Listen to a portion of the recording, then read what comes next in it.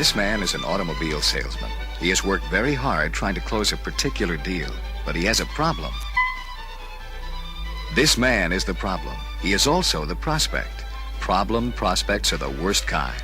This one refuses to sign the order. Why? You'll never believe it.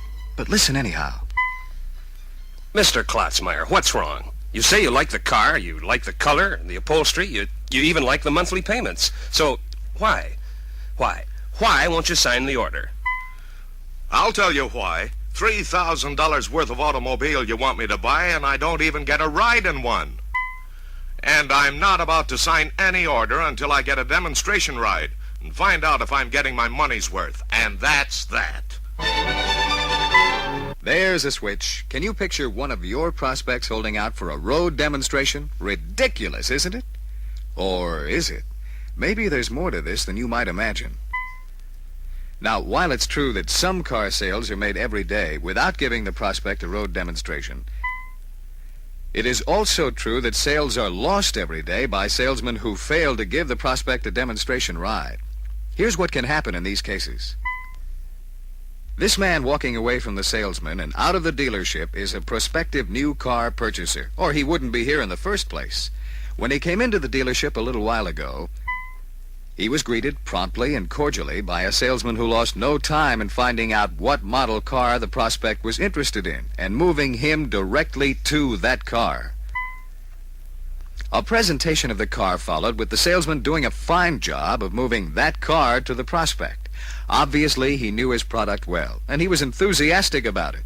As the salesman told his feature benefit story, the prospect gave every indication of being interested in the car. So much so, in fact, that the salesman suggested that they sit down and see what kind of a deal could be worked out.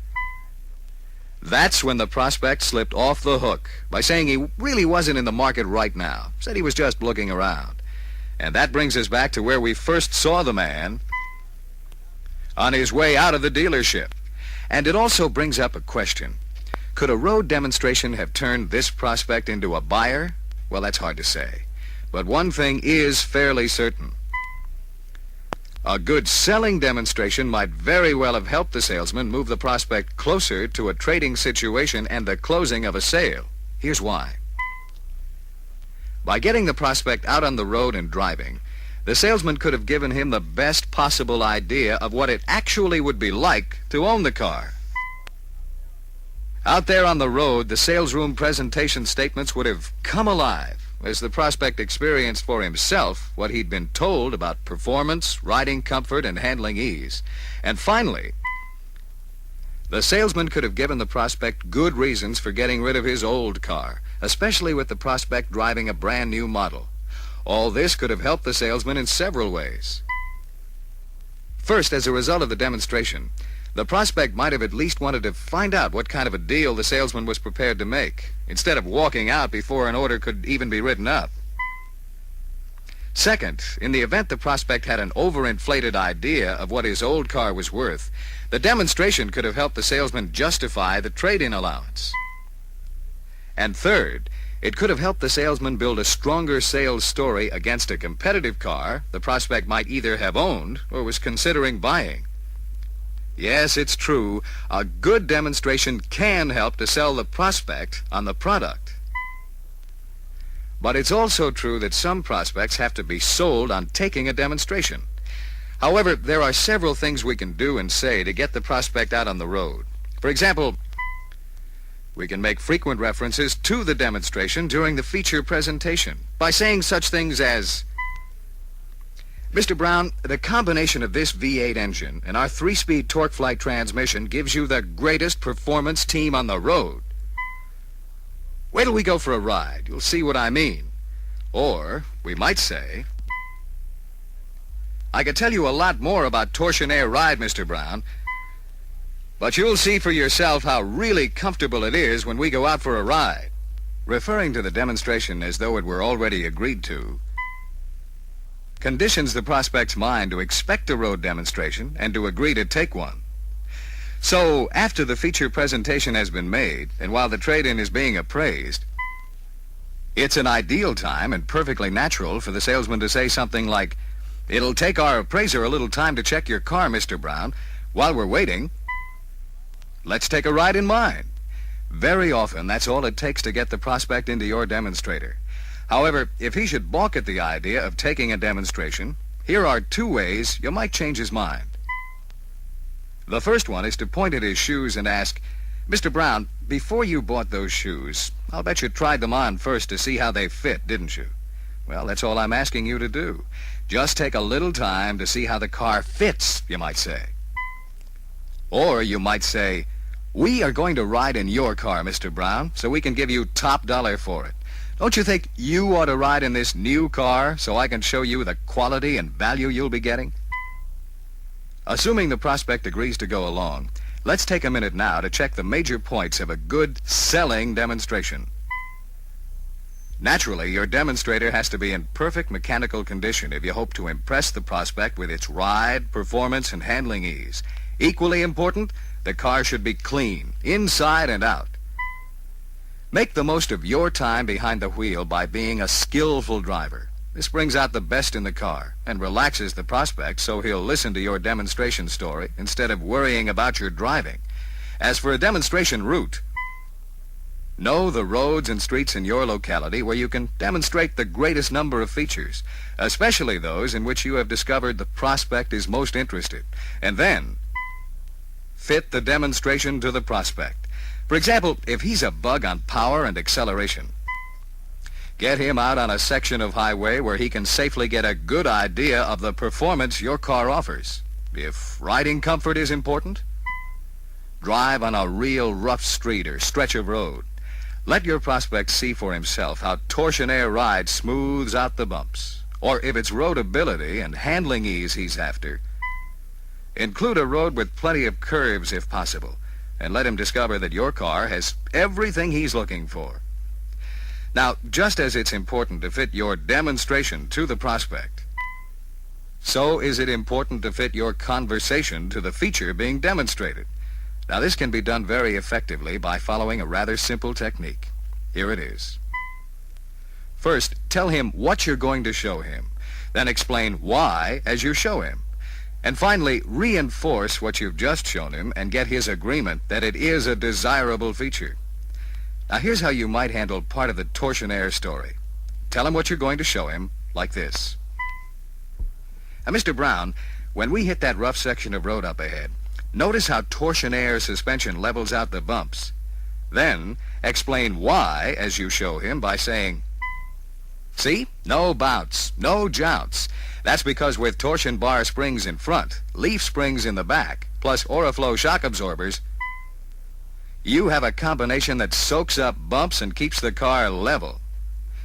Finally, reinforce what you've shown him and get his agreement on the desirability of the feature by asking, Mr. Brown, wouldn't you like to have the kind of riding comfort torsionaire suspension gives on roads like that? Then, after finishing your part of the demonstration, let the prospect drive, and let him pick his own route if he wants to. The important thing is, give him plenty of time to really get the feel of the car. And if any driver members of his family are with you, let them drive too. To sum it all up, the main purpose in demonstrating the car is to get the prospect's agreement on every major point you make. That's what makes the difference between just giving the prospect a ride and giving him a good selling demonstration. When you put the show on the road with that kind of a demonstration, your sales room presentation statements come alive. You give your prospect the best possible idea of what it actually would be like to own the car. At the same time, you give him good reasons for getting rid of his old car. And when you get a prospect in that frame of mind, you have moved him much closer to a trading situation and the closing of a sale. And after all, that's the name of the game, isn't it?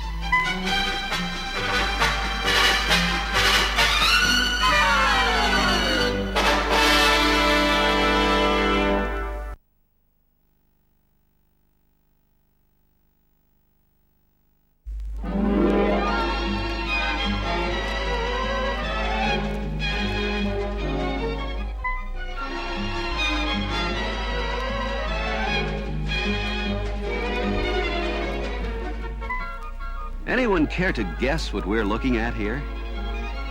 A helicopter view of the shifting sands of the Sahara Desert? Nope. A television picture that hasn't been adjusted right? No, it's not that either. Give up? Okay. DW, that's what it is. Or as we should say, DW, that's what they are. For you see, DW stands for more than one thing.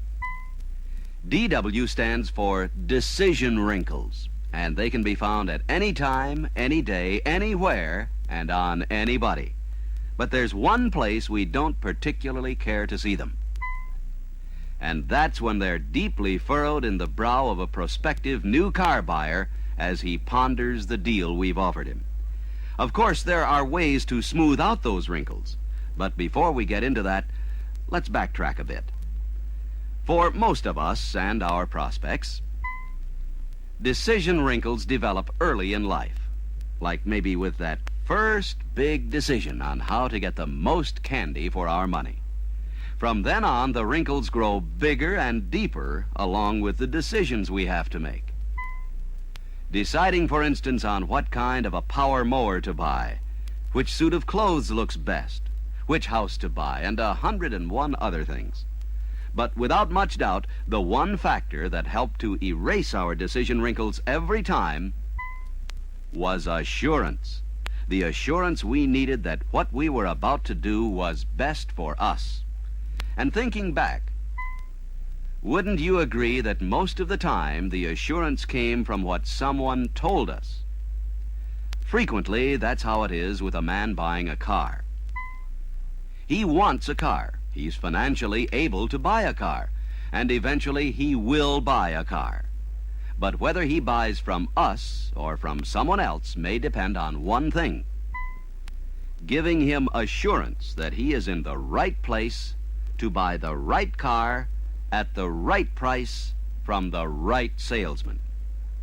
As a matter of fact, many prospects actually want and need the kind of assurance we're talking about, according to the research experts who study the buying motives of people. And it makes good sense when you consider the reasons why. Take the cautious type prospect, for example. We've all met him. He's on his guard. He's a hard guy to reach. Now, he doesn't necessarily act this way because we're a stranger to him, according to the research lads. They say it could be due to an unpleasant experience he had with the last car salesman he faced. And just because that salesman put him through the ringer, he's grown suspicious of all salesmen. He can be sold, of course, but it'll take a lot more than a sharp pencil and some fancy promises to coax him out of his protective shell. Before he ever signs his next order for a new car, he's going to be as sure as he possibly can be that he's dealing with a salesman who will give him a square deal and stand behind it once the deal is made. On the other hand, he might still be smarting from a costly experience he had in some service department where barber shopping is the specialty of the house.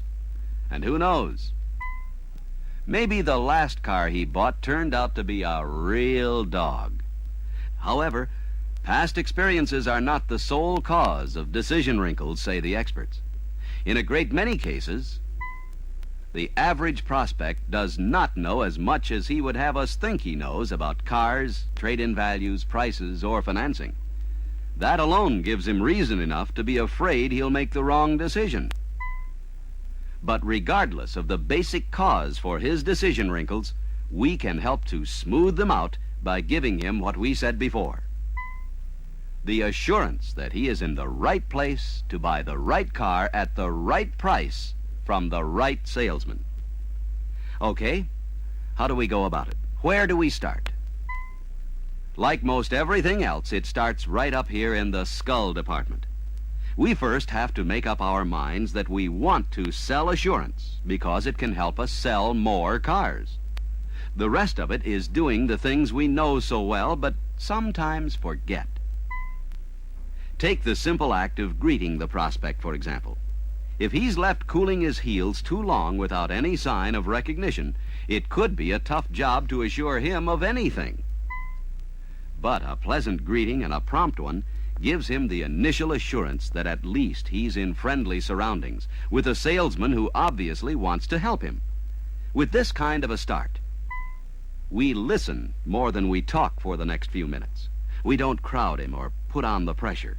Instead, we find out what kind of a car he's interested in and assure him that we'll work with him to get it. Then we custom build our product presentation and demonstration to serve a double purpose. First of all, to help convince him this is the right car for him.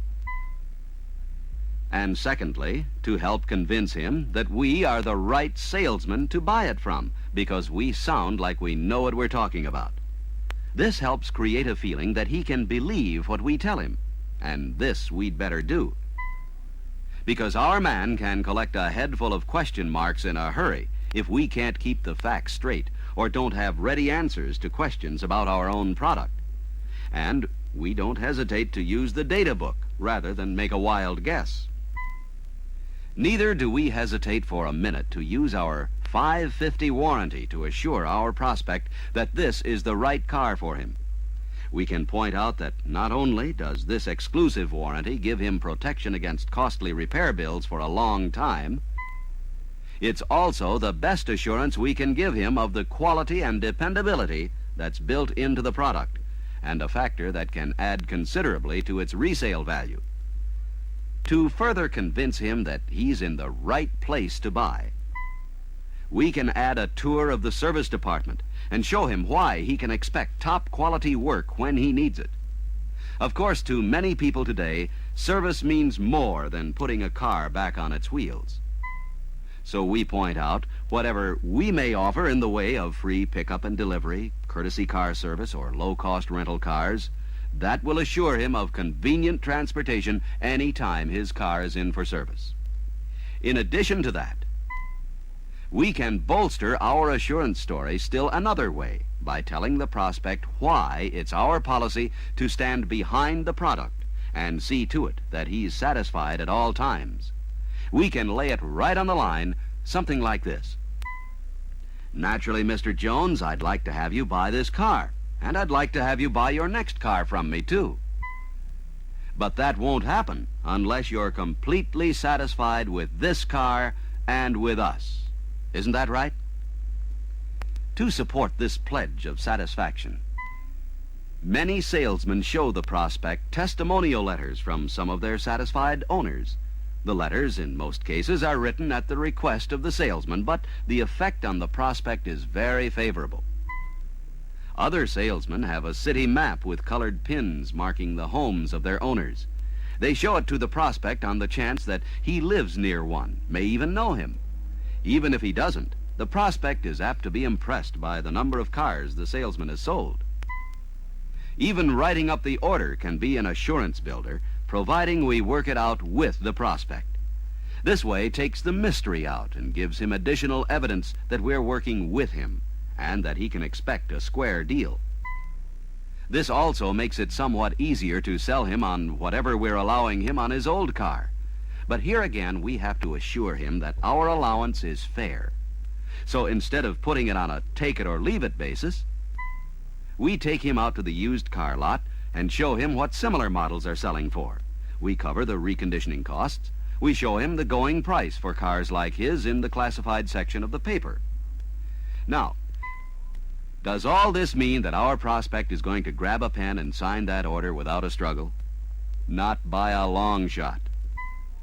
We all know there's a certain amount of trading and reasoning to go through before we can clamp the lid on any sale. But this much we can bank on. If by what we've said to this prospect, we have given him good and sufficient reasons to believe that he is in the right place to buy the right car at the right price from the right salesman, then we've gone a long way towards smoothing out his decision wrinkles on the biggest investment the ordinary person makes outside of buying a house. And once we've accomplished that, the odds of closing him are very definitely in our favor, because now he has what you and I and the next guy need to make a decision. And that is assurance.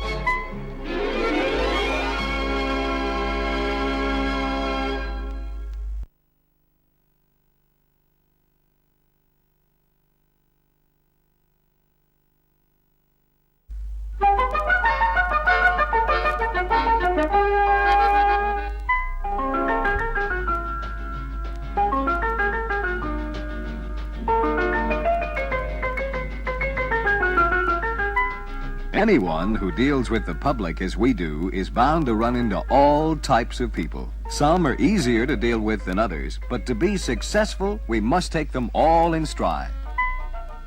There's the buddy-buddy type, for instance. He's just so glad to be your good friend. Maybe you'll make him a very special deal. The skeptic. Now, he can be a problem. No matter what you tell him, he isn't quite sure about it. He's difficult to convince. Then there's the arrogant fella. He knows everything about cars, much more than you do. It's difficult to tell him anything. No group would be complete without the non-committal guy. He may give you lip service, but tying him down is something else again. He'll think it over and call you back. Yeah. And of course, now and then we bump into a prima donna. He wants everything just so. He is a very persnickety person. You handle him with kid gloves. Last but not least, there is the something for nothing type. He is the price buyer. He thinks he is the real shrewd fella who will get the car at factory invoice with all the extras thrown in free. And there are variations on all of these types, maybe even some different types. Now, of course, we must analyze our approach to each one to be effective and successful. Each must be treated a little differently. On the other hand, fortunately for us, they all have one thing in common. Just as you and I, each has his ego. As a matter of fact, this is true of every prospect we talk to. They look for their hero in the mirror. So maybe this is a hint as to how we might handle even the difficult types. If we can control our own ego, sort of submerge it, and concentrate on the other fella's ego, we can make a very good impression on him. For example, continually using the word I during a selling conversation is like building a picket fence around a plot of ground and getting no use out of the property. But when you plant a lot of you seeds in the plot, in time you will have a highly productive garden of sales. More orders, orders with bigger commissions. Let's make a list of some of the things we must bear in mind to build the prospect's ego. While this list is in the I category, these are the things I must do, the things that I, as a salesman, always must remember. I must make this prospect feel welcome. I must greet him quickly, cheerfully. I must use a warm, friendly greeting. I must give him confidence in my dealership. Somehow, I must make him feel that he has come to the right place. I must make this man like me. I must show him that I want to be his friend and want him to be my friend. I must convince this man that my first interest is his personal satisfaction. He must get the idea that I am working with him to help him select the particular car that will suit his needs best. And finally, I must convince this person that I am offering the best deal for him. Not necessarily the cheapest deal, but the best deal for him. Fine, you say. Fine, that's great. Sounds real simple the way you tell it. But all you've said is I must do this. I must do that. How does this submerge my ego and build his? Well, that's a fair question. The answer is that all these things you do are directed at this prospect, at him, at catering to his ego. If you don't, well, think of it this way. Chances are you've been in a group of people where there was one of those great I guys in the gathering, a fella who monopolized the conversation and all about himself. What happens? After half an hour of listening to this blowhard, you couldn't care less about how big the fish was that he caught last summer, how clever he was in playing it, or what a great fisherman he is. That's why success with any prospect depends on directing your presentation and conversation to him, his number one interest in the world. He isn't interested in you, your opinions, your likes or dislikes. He's interested in himself and a car for himself. Be a good listener. A good listener is not only popular, but after a while he knows something. Don't think about yourself. You'll be less inclined to talk about yourself. A lot depends on the word you, the you that you use when you're talking to a prospect. Let's try an example. A man has come into your showroom. You have greeted him, learned his name, that he has 3 children, and is interested in a station wagon which his wife will use occasionally. So you say, You were very wise to think in terms of a wagon, Mr. Dahlquist. I'm sure you and your family will enjoy one of our wagon models. Your whole reply was aimed right at him, in terms of his wisdom, his perception, and his enjoyment. You cannot help but build his ego and give him the impression that his satisfaction is your greatest interest. That's important, because his relationship to you, the trust and confidence he places in you, will be determined in large measure by the way you treat him, what you say, and how you say it. You see, a car all by itself is impersonal. It cannot sell itself. If it could, there wouldn't be any need for automobile salesmen. But the way you talk about the car, in terms of his ownership, can sort of give the car a personality and convince him that he will get satisfaction from owning the car. Sometimes the shortest pathway to his signature on an order is by way of his hobby, or his family, his problems, or maybe even his suntan. So part of qualifying is definitely the job of discovering what one of these may be. Perhaps you find out that he plays golf, or fishes, or bowls, or builds furniture or something. He has a hobby of some sort. Perhaps his family joins him in some of these. So you tie that knowledge and the car together, like this. Mr. Dahlquist, you and your family will appreciate the extra comfort of these big, roomy seats and the amount of stowage space for golf bags or luggage. Notice also the use of the name, Mr. Dahlquist. This is his name. Using it helps blow up his ego. And then you go on talking about the pleasure and satisfaction Mr. Dahlquist and his family will get from owning this wagon. This technique should carry all through the selling procedure.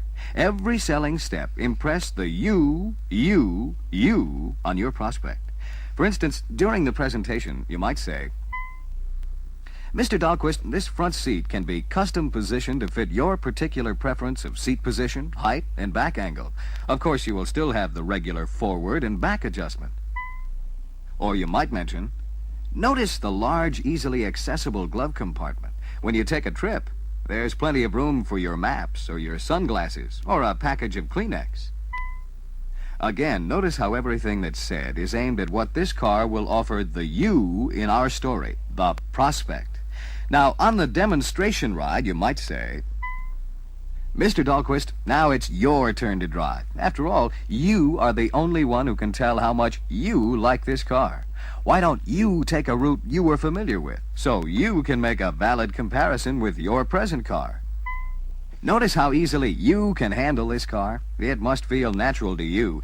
You drive as though you'd owned the car for months. Building his ego this way, catering to his self-esteem, complimenting him on his driving, these are the little things that submerge your own ego and light up the prospect's image of his number one interest. Keep on stamping a big, indelible you on every step of the selling procedure. Now, let's quickly summarize what we've covered here. First, as we all know, it is necessary to determine what type of person we are dealing with and find out some of his personal idiosyncrasies. This is part of the qualifying step. Learn something of his likes and dislikes, his hobbies, his personal interests. Then start sowing some you seeds in the plot and watch your garden grow. It will become a very productive garden with a profitable crop of order blossoms on it. Forget your eyesight and reflect more you sight to your prospect. He'll see it, and he'll come to regard you as the man you want to be, his transportation specialist, the man he wants to buy his new car from.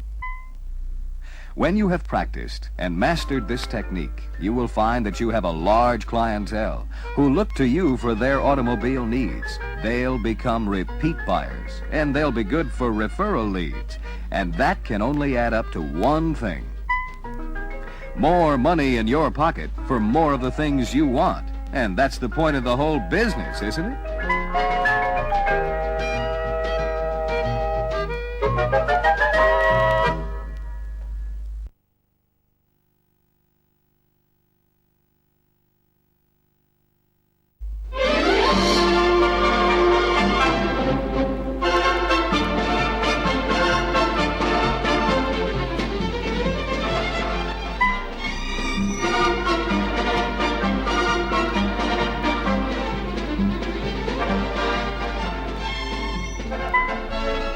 may not look like one to you, but this man is an automobile salesman, and a pretty darn good one, too. He's good, that is, for about 10 months of the year. But in the late summer months, it's almost too much work for him just getting to the dealership, let alone doing the kind of a selling job he's capable of turning out. Now, why is this? Has he made all the money he needs? All you have to do is listen to his wife to know that's not the reason. Is it because he's suffering from an allergy of some sort? No, that's not it either. Want to know what's really wrong with him? He listens to people. Not that there's anything wrong with listening to people. Salesmen are supposed to listen to people. But not...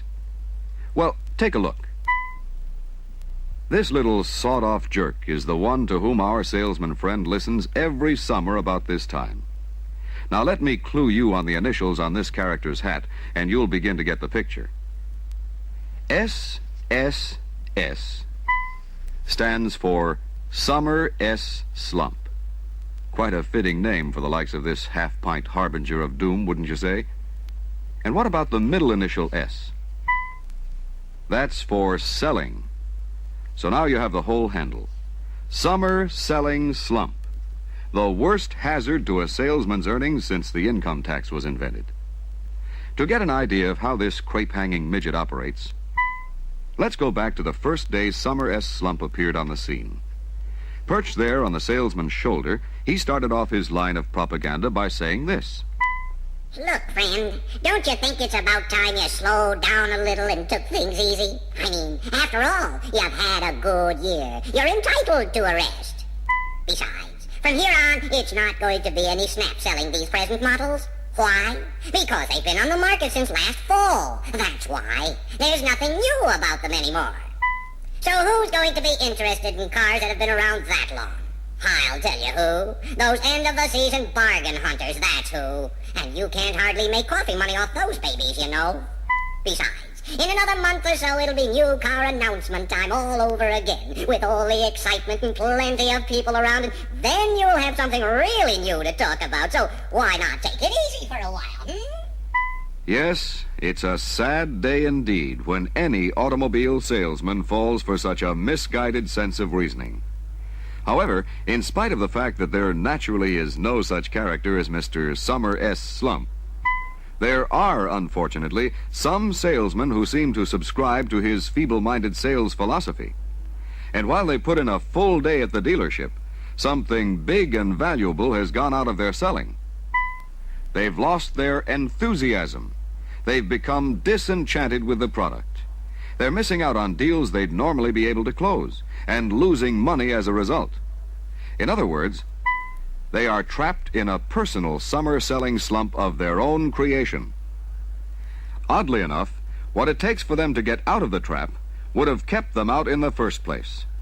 For example, remembering that all kinds of people, and lots of them, buy cars every month of the year. Consequently, bargain hunters are in the marketplace right around the calendar. But regardless of the type of prospect, the car is a brand new car to him, no matter what time of the year he's looking at it. And the occasion can seem almost like new car announcement day to him, provided the salesman is enthusiastic himself. Now, just a minute, you say. Getting enthusiastic about a car I've been living with for nearly a year isn't easy. I'm a salesman, not an actor. All very true. But a clue to what can be done is right there in the word actor. Look at it this way. Why is it that Broadway musicals like My Fair Lady, The Music Man, Hello Dolly, and others play to sell-out houses night after night for a long time after the opening performance? Basically, there are two reasons.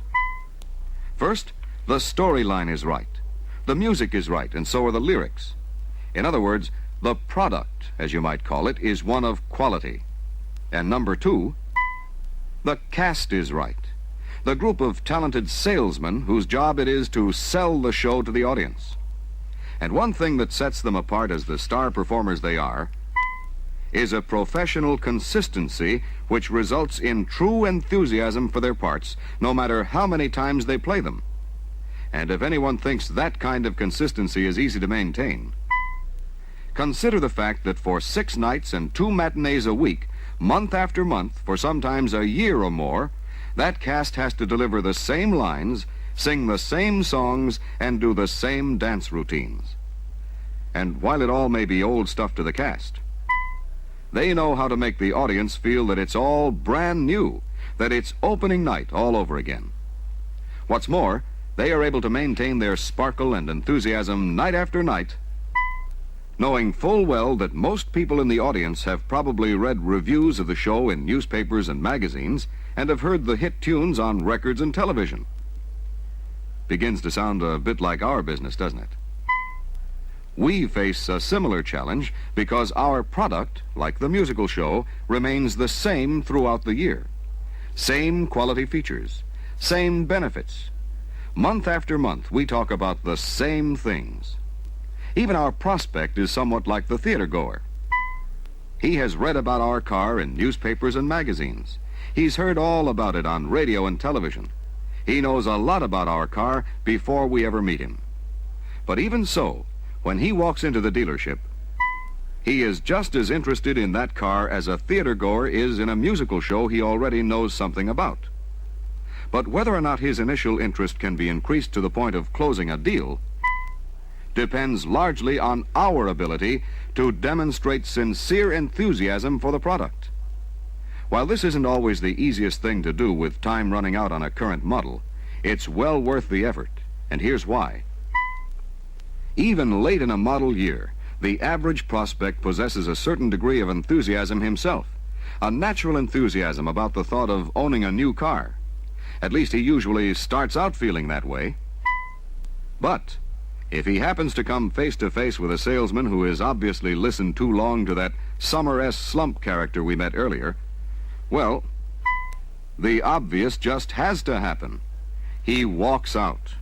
Not because he doesn't like the car, but simply because the salesman killed the deal with his own disinterest.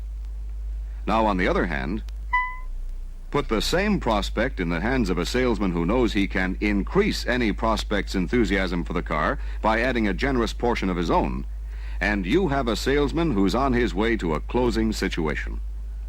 What's more, if you were to follow this salesman from the moment he greeted the prospect and listen to his enthusiastic presentation of the product story, then right on through a well-planned and well-conducted road demonstration, and finally down to the point of working out a deal on paper, you would realize that this salesman has something in common with the star performers of show business. And that's professional consistency, the ability to show true enthusiasm for the part being played, or as in this case, for the product being presented, and the consistency of performing that way every time. The formula is simplicity itself. All we have to remember is that no matter what time of the year it happens to be, and no matter how many times in the past we have covered the same information about the same product, it's new car day for every prospect anytime he sets foot inside the showroom. From that point on, increasing the prospect's natural enthusiasm for the car by adding some of our own at every step in the sale is bound to have two very gratifying results. Summer S. Slump winds up with a chest full of daisies, and we wind up with a desk full of summertime orders.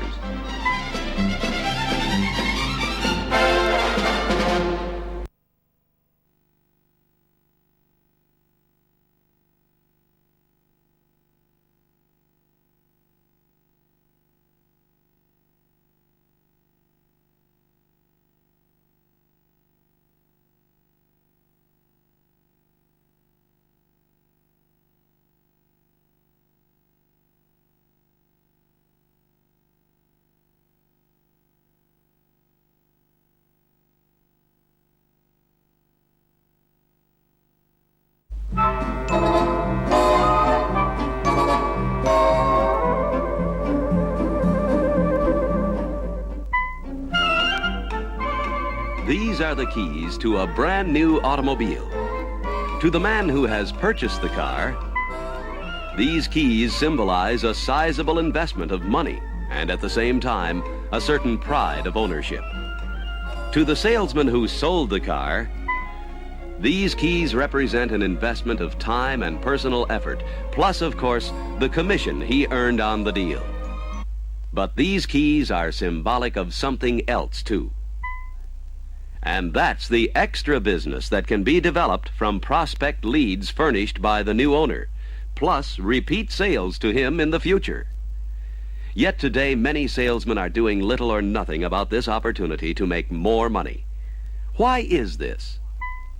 Why do these salesmen seem to regard the delivery of the car as their last official act, their final contact with the owner, and completely ignore one of the best bits of selling advice ever handed out? Never forget a customer. Never let a customer forget you. Cornball idea, you say? Not unless you want to consider making extra money a corny idea, too. Anyhow, we can all agree on this fact about the business we're in. The more people you see, the more you sell. Not much argument there unless you want to go up against the law of averages. Now, of course, maybe you're lucky enough to be working in a spot where all the prospects you can handle come barging through the showroom door. But it's the other way around with most salesmen. They can't survive on walk-ins alone, so they hunt for prospects. They use the telephone. They mail out postcards and literature. They tag cars, establish bird dogs, make cold spears, all of which is good. But as we mentioned before, the new owner, who can be an excellent supplier of prospects, remains an untapped source as far as a lot of salesmen are concerned. If you happen to be one who hasn't made the most of this opportunity, maybe it's time to take a fresh look at a solid idea and see why it pays to keep in touch with the keeper of the keys. For openers, let's remind ourselves of what can happen when a brand new car appears on the scene in a typical neighborhood. One thing is a sure bet. Many pairs of eyes will peer at this beauty, some out of normal curiosity, some in genuine admiration, maybe some in envy. And unless none of his neighbors are on speaking terms with the owner of the new car, some of them are bound to wander over for a closer look and some chit-chat about where he bought it and what kind of a deal he got. As a result, there's a very good chance that before long, the new car bug is going to bite someone in the vicinity of the new owner's home. And the same sort of thing can happen when the owner pulls into the parking lot next to where he works, or when he and his wife drop in on relatives to show off the car, or on Sunday morning when he and the family proudly arrive at the church. Now, what does it all add up to? Simply this. A new car is an attention getter, a conversation starter, a curiosity rouser, and frequently, it's a buying stimulator. Or to put it another way, newly delivered cars can be used as sales bait by an aggressive salesman who wants to contact additional new car prospects through a program of consistent owner follow-up. Here are some of the things he can do about it. First of all, a salesman has to literally think follow-up, not at the end of the sale, but up front at the beginning where it counts the most. In other words, instead of regarding the prospect as a single one-time sale, he looks upon him as a potential source of extra business from referrals and repeat sales. Consequently, as the sale progresses through the various stages, the salesman works to sell himself to the prospect just as much as he does to sell the product, the house, and the deal. And that makes sense, because when the sale is closed, a friendly relationship with the new owner must exist if the salesman hopes for any worthwhile help from this man in supplying sales leads. And of course, it goes without saying that whether this relationship continues to bloom or whether it shrivels up and goes to pot depends to a large degree on the next step in the transaction: delivery of the car. This is when the new owner sits in judgment of the product, the salesman who sold him the car, and the dealership in general. A poorly prepared car, or one that's not ready when promised, or an apparent lack of interest on the salesman's part, and it's thumbs down from the owner.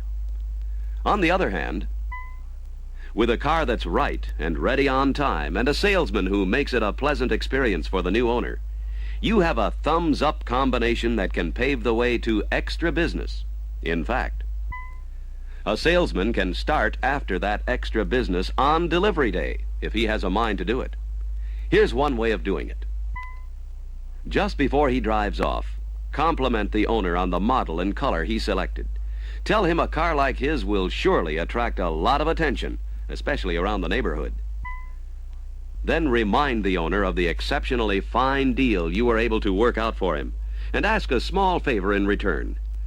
Tell him all you'd like him to do is give you the names of people he knows or hears about who might be interested in a new car. And regardless of whether you pick up a name or two at this time, give the owner a few self-addressed stamped postcards so he can mail you the names of possible leads, and also several of your business cards, which he can give to interested parties. From delivery day on, a consistent follow-up plan that includes contacting the owner periodically can produce worthwhile results with a minimum of effort. First, there's a personal letter from the salesman, thanking the owner for his business, a gesture that's always appreciated. But the next step can mean even more to the owner, because it probably hasn't happened to him very many times in the past. It's a satisfaction check by way of a personal visit or phone call from the salesman a few days after delivering the car. Now, since it's a known fact that some salesmen avoid this call, let's see what's in it for the salesman who does make it. To begin with, the owner is more apt to think of him as a considerate individual whose interest apparently didn't stop when the order was signed. As a result, he's more inclined to help the salesman when asked for the names of possible prospects. However, as you might naturally expect, there are times when the salesman runs into a complaint on this call. Nevertheless, a salesman who wants to build a clientele of loyal owners takes it all in stride. Instead of dodging the issue, he takes steps to personally see that the complaint is handled as quickly as possible, and to the owner's complete satisfaction. This may take a little time and effort on the salesman's part, but look what can happen as a result. He gains new respect from one of the best sources of prospects, a satisfied owner. Because of this, he greatly improves his sales opportunity with the neighbors, friends, and business associates of the owner, potential prospects who can be contacted with the added advantage of the owner's personal recommendation. Finally, the salesman protects his future contacts with the owner, thus giving himself additional opportunities to secure more names and an excellent chance to resell the owner when he's again ready to trade. Yes, the well-known benefits of owner follow-up, referral sales, and repeat sales are there for the taking. The decision as to what to do about it, of course, is strictly yours to make. In this connection, however, you may wish to consider a point that was made earlier. Every car you deliver represents a considerable investment of time and effort on your part. Now, if you agree with that idea, then why not make the greatest possible return on that investment?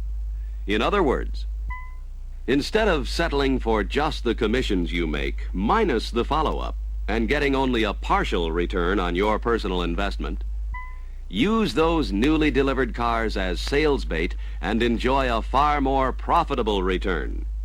This you can do with a consistent follow-up of every new owner, keeping him satisfied and getting prospect leads from him. Make this your plan of action from now on and discover for yourself that it pays to keep in touch with the keeper of the keys.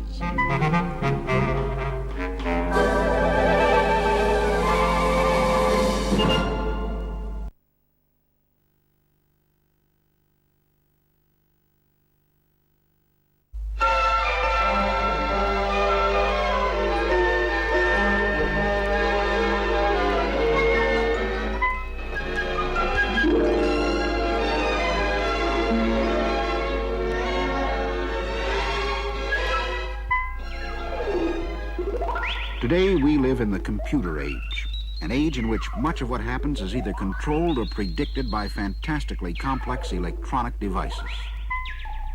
Computers are used everywhere for everything imaginable, all the way from guiding astronauts around the Earth in outer space to handling air reservations across country.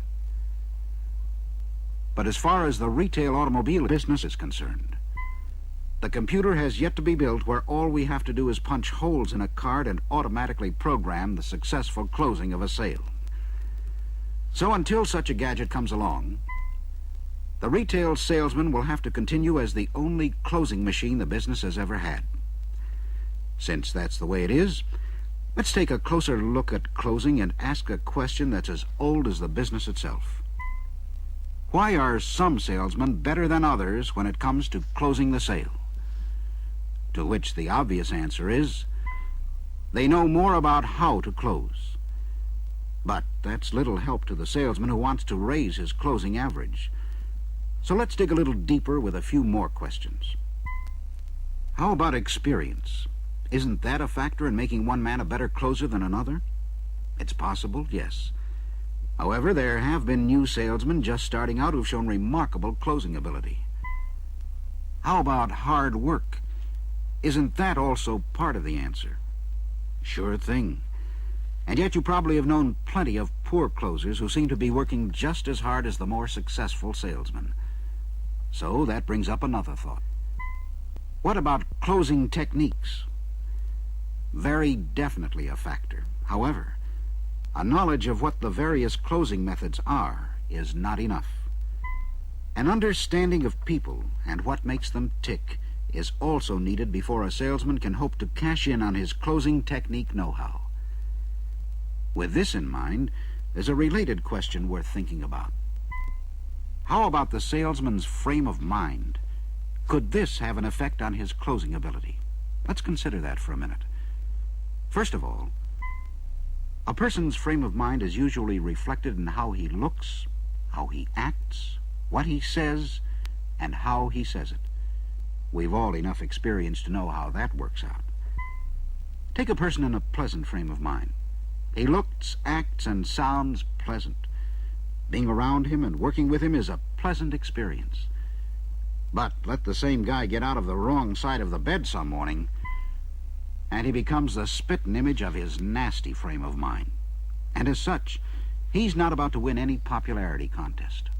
All of which adds up to another important point, and that is, a person's looks, actions, and manner of speaking largely determine not only the impression he makes on others, but their reaction to him as well.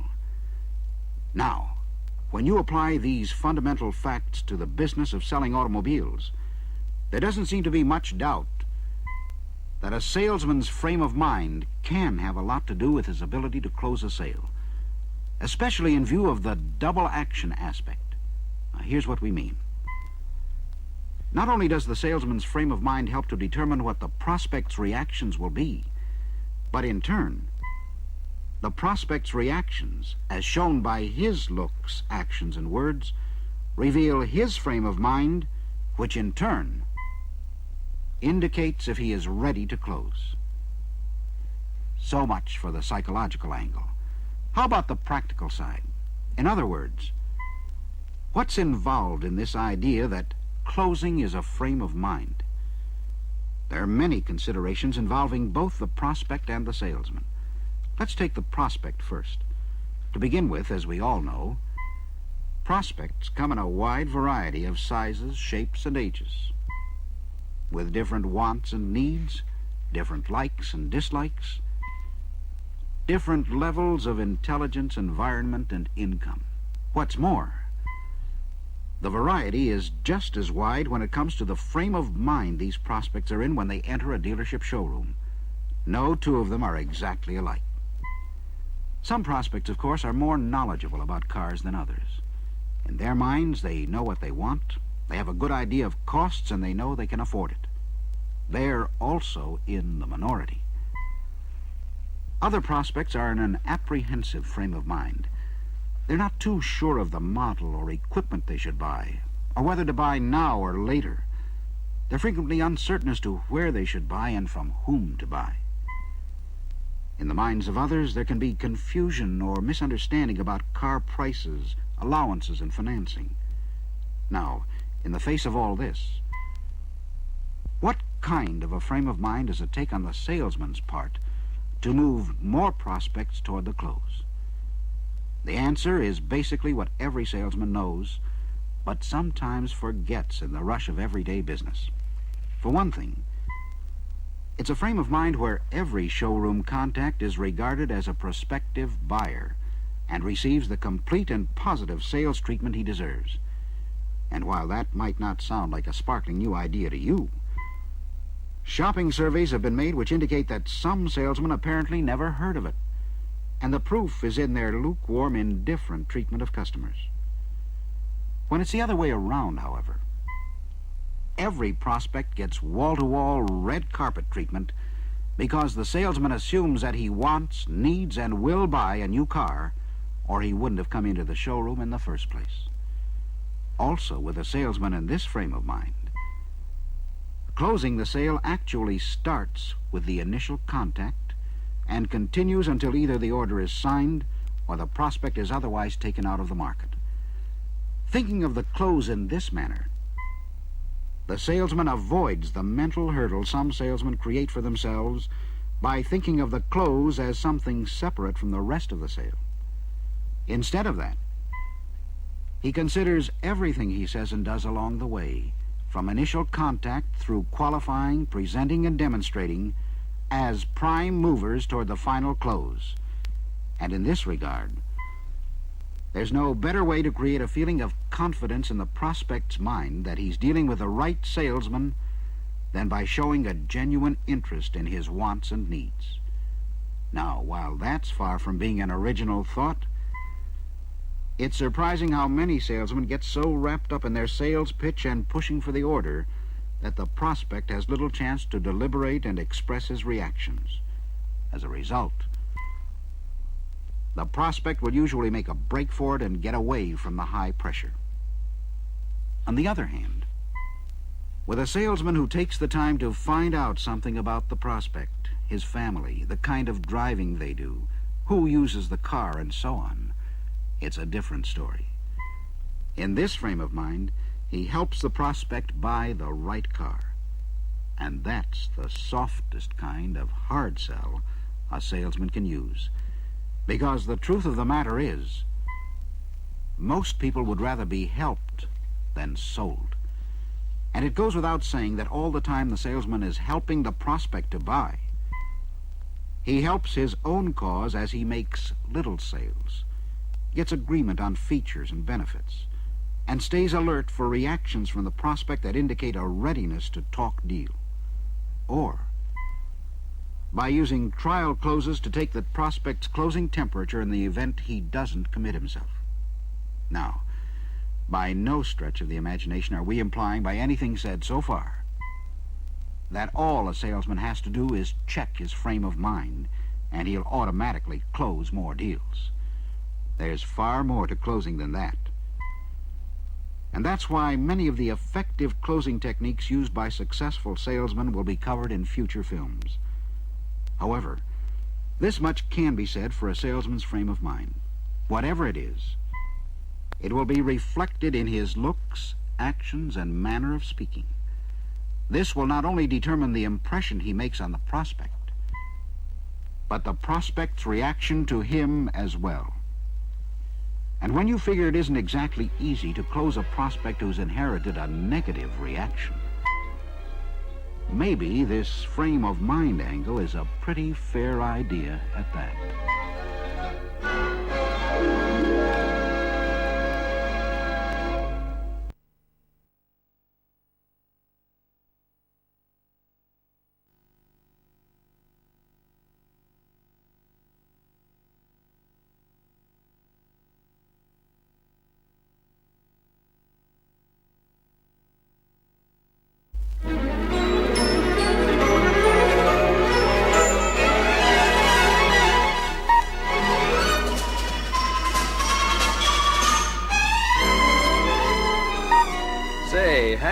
few weeks ago, you promised to clue me in on carburetors. When can we get together?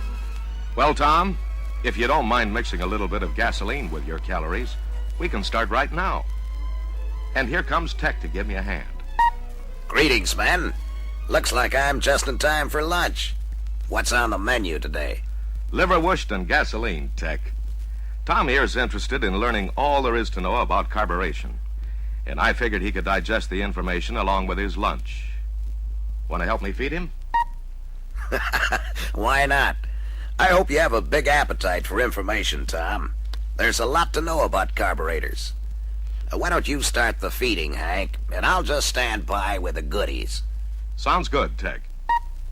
Before we can describe something, we should be able to define it. In other words, just what is a carburetor? What does it do? And what can we expect from it? With those questions in mind, let's take a look at a carburetor. Primarily, a carburetor is a device that supplies a metered spray of fuel, mixed with a correct amount of air, to provide efficient combustion in the cylinders.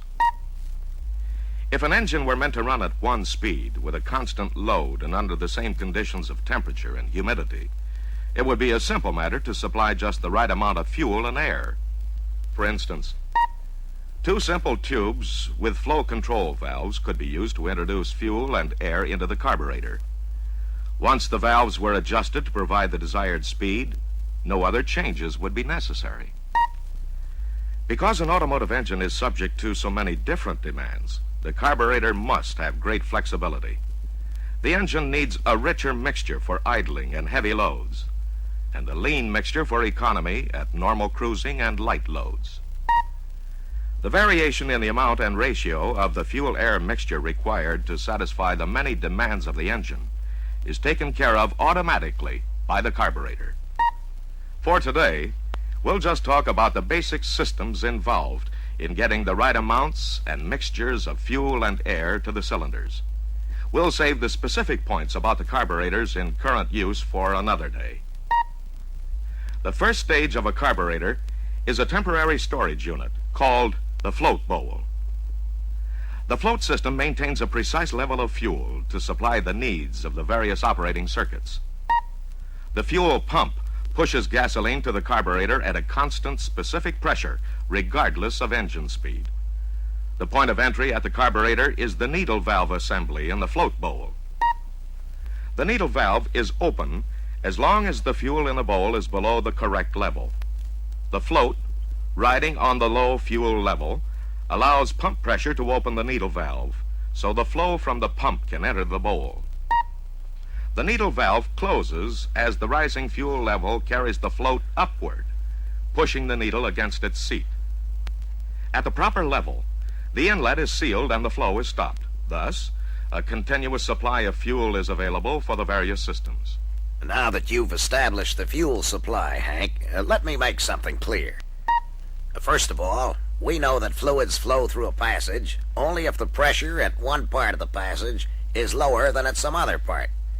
This principle is the basis of carburetor operation. The pressure in the float bowl is always at or very near atmospheric pressure. To cause any gasoline to flow through any of the basic systems, there must be less than atmospheric pressure at some other part of the carburetor. Thanks, Tech. Pressure on the fuel in the float bowl is provided by a balance tube extending into the carburetor air intake just under the air cleaner. The restriction of the air cleaner may reduce the pressure slightly, but for our purpose, let's consider it as atmospheric pressure.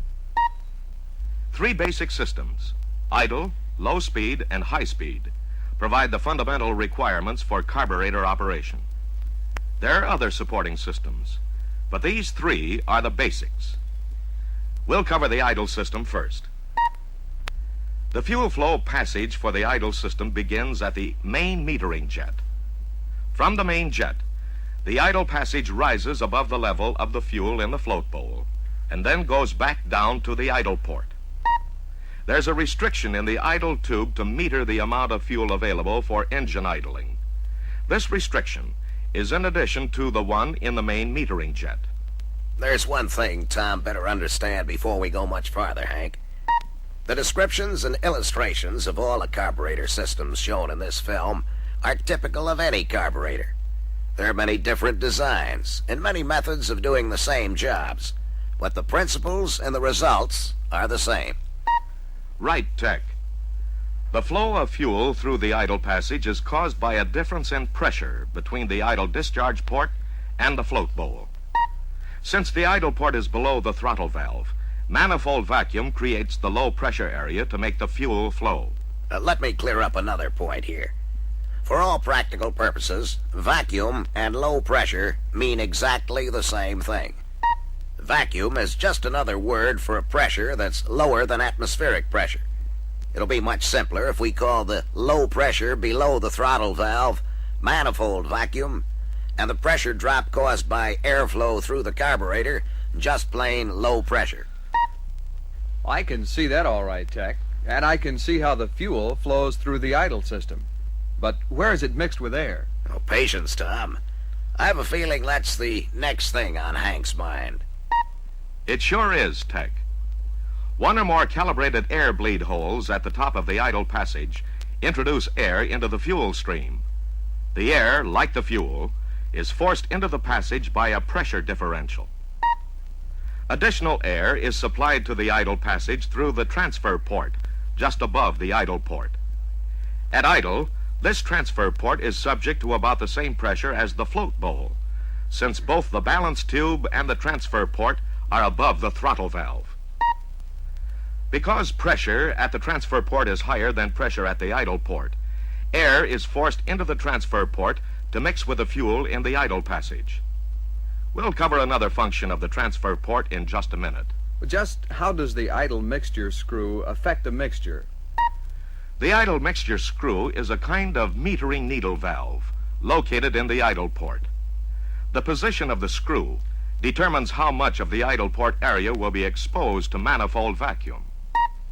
The mixture screw meters the flow of air-fuel mixture from the idle port. As the screw is turned out, more of the idle port area is exposed to the manifold vacuum. So, more of the idle mixture is drawn into the manifold. Well, how about the idle speed adjustment? Doesn't that change the idle mixture? Yes, it does, Tom. But the idle speed screw affects the throttle valve and airflow instead of the idle port and fuel flow. As the screw is turned in, the throttle valve opens slightly. Opening the throttle valve slightly provides additional airflow. This additional air mixes with a rich idle mixture coming from the idle port. It may also draw some fuel from the transfer port. Here's why. The slightly open throttle valve exposes the transfer port to manifold vacuum. In addition, the flow of air past the throttle valve causes a slight reduction of pressure at the port. So, some fuel is drawn from the transfer port as well as the idle port. Sounds like that about wraps up the idle system. How about the high-speed system? Whoa there, Tom. There's a little something in between that deserves some conversation. How about it, Hank? Right, Tech. A little something called low-speed operation. You might say it's a kind of bridge between the idle system and the high-speed system. And the transfer port is an important part of low-speed operation. As the driver begins to open the throttle from the idle position, the area above the throttle valve is exposed to manifold vacuum. As a result, the flow of air through the carburetor is increased, but there isn't enough airflow to bring the high-speed system into operation. So, the transfer port must supply enough fuel to help out the idle port. Without the additional fuel flow from the transfer port, the greater amount of airflow would lean the mixture enough to cause a definite flat spot between idle and high-speed operation. As the throttle continues to open, manifold vacuum drops, and the flow from the idle port and the transfer port begins to decrease. And that brings us to the high-speed system. That also brings us to the end of this side of the record. If someone will turn it over, we'll talk about the high-speed system. Remember, a while ago we talked about the systems being activated by a pressure differential between the float bowl and some other part of the carburetor. It's especially important to keep that in mind when you're talking about the high-speed system. The low-pressure area in the high-speed system is created by a device called a venturi in the carburetor main body. Don't let the name Venturi scare you, Tom. It's just a fancy-shaped tube. Of course, it does have some very special characteristics. Right, Hank? Right again, Tech. When air flows through a venturi, there's a low-pressure area at the narrowest portion. And as the speed of the flow increases, the pressure at the narrow part of the venturi decreases. Hold on there, Hank. That was just a little too fast for me. If a lot of air is being squeezed through a narrow passage, it seems to me it ought to be compressed and raise the pressure. It might seem that way at first glance, Tom, but it turns out different. Tell you what, we won't take the time to explain it right now. But if you really want to know why a venturi lowers air pressure, you'll find it in the reference book for this session. Okay, Tech. I'll check it out later. I'm still listening, Hank. Okay, Tom. The main discharge tube enters the venturi at the narrowest part, where the pressure is lowest when air is flowing through the carburetor. As the driver opens the throttle, the flow through the venturi speeds up. And, as we just said, any increase in the speed of flow through the venturi reduces the pressure at the narrowest part. The reduced pressure draws fuel through the discharge nozzle to take care of the demand for more power. There's a limit to the amount of fuel that can flow through the basic high-speed jet, though. Right, Tech. The main metering jet is calibrated to supply the most efficient quantity of fuel through the normal high-speed operation. But the main jet can't satisfy all the engine requirements. For example, under a heavy load or at very high speeds, the engine needs a rich mixture. But fuel flow is limited by the size of the main metering jet, even though reduced pressure in the venturi is trying to pull more fuel from the main discharge nozzle. So, the mixture must be enriched by feeding more fuel into the main discharge passage. There are two different ways of supplying the extra fuel: the step-up system and the power enrichment valve. Both systems are sensitive to manifold vacuum. High vacuum at part throttle positions holds the enrichment system out of operation, so the main discharge nozzle is supplied only by the main metering jet. When more power is required and the throttle opening is increased, manifold vacuum drops, and the power enrichment system supplies more fuel to the main discharge tube. Here's how it works. The step-up type system has a metering rod with two different diameters suspended in the main metering jet. The two rod diameters are calibrated in conjunction with the main jet. The rod is attached to a vacuum piston, which acts against a spring load. High manifold vacuum holds the piston down, so the larger diameter of the rod is in the main jet. The difference in the diameters of the main metering jet and the large part of the rod allows enough flow for the normal high-speed system. If the driver needs more power for passing another car or for climbing a steep grade, opening the throttle further causes a drop in manifold vacuum. The change in vacuum allows the spring to move the piston and rod up, placing the small diameter of the rod in the main jet. With the small diameter of the rod in the jet, the size of the opening is increased, so more fuel is available for delivery to the main discharge nozzle. Some metering rods have only one diameter. When the richer mixture is called for, the rod is lifted completely out of the main jet to allow the extra fuel to flow. Thanks, Tech. I almost forgot that one.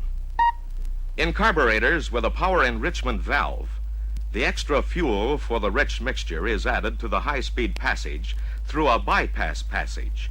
The valve is independent from the main jet. This system is also operated by a vacuum piston and a spring. In addition, there's a plunger and the valve leading into the enrichment bypass. As long as manifold vacuum is high, the vacuum piston overcomes the spring force and the plunger is held up off the power valve. The power valve is closed, so the main metering jet controls fuel flow to the high-speed passage. When more power is needed, the throttle is opened and manifold vacuum drops. The spring forces the plunger down, opening the power valve, feeding extra fuel into the high-speed passage for a richer mixture. The open throttle also increases the speed of airflow through the venturi, so the pressure at the main discharge nozzle is very low. The low venturi pressure and the extra fuel provide the required rich mixture. As soon as the extra power is not needed, the throttle is returned to the normal cruising position and manifold vacuum increases. The vacuum piston overcomes spring force, closing off the power enrichment system. Is there an air bleed in the high-speed system like there is in the idle system? I'm sure Hank didn't forget about the air, Tom. I sure didn't, Tech. The high-speed system air bleed leads into the main fuel well. The main well is a vertical passage between the main jet and the discharge tube. A perforated tube in the main well is the fuel pickup for the discharge tube. The air bleed passage enters the well near the perforated tube. So, when the low pressure in the venturi draws fuel from the main well, it pulls in some air along with the fuel. This serves to break up the fuel before it's discharged into the venturi. There's one more system I want to cover today. It's called the acceleration system, and it plays a very important part in sudden changes in speed. When the throttle is opened suddenly from the low speed or idle position to a part throttle position, the engine needs a richer mixture to put out the power that's being asked for. But the high-speed system can't supply the extra fuel immediately. That's because the airflow through the carburetor reacts quicker than the fuel flow from the nozzle. The air, being much lighter, is quite a bit easier to move. So, the first output from the venturi will be much too lean, and the engine will stumble momentarily. The accelerator pump, located in a well in the float bowl, supplies an extra spurt of fuel to make up for the lean venturi mixture. Sort of like a shot of adrenaline to keep your heart going. At closed throttle, the accelerator pump is held up in the well by the throttle linkage. The pump well is filled from the float bowl. As the throttle is opened, the throttle linkage releases the pump operating rod, and a spring forces the rod down, pushing the fuel out into the airstream. Spring actuation of the pump provides a smooth, even flow of fuel into the airstream. If it were operated by the throttle linkage, a quick throttle opening would force all the fuel out of the pump well at once, causing a temporary over-rich mixture. When the throttle is released, the linkage lifts the pump operating rod back up in the well, and the well is refilled from the float bowl. You'll find that the accelerator pump operates only during the travel from closed throttle to about half throttle. After the half throttle point is reached, the power enrichment system takes over the job of supplying extra fuel. Looks like we've covered about everything except the choke system. How about it? Well, Tom, the choke system is almost a complete story in itself. Let's put that off until the next time we get together. You're right, Hank. Besides, we're running out of record space. Be sure to read your reference book for this session. You'll find more detailed explanations than we can present in a film. Also, if you have to overhaul a carburetor or make any adjustments, be sure to check your service manual and stick to those specifications. Meanwhile, we'll try to get Hank to give us some further education on carburetors soon. It'll be good customer care insurance.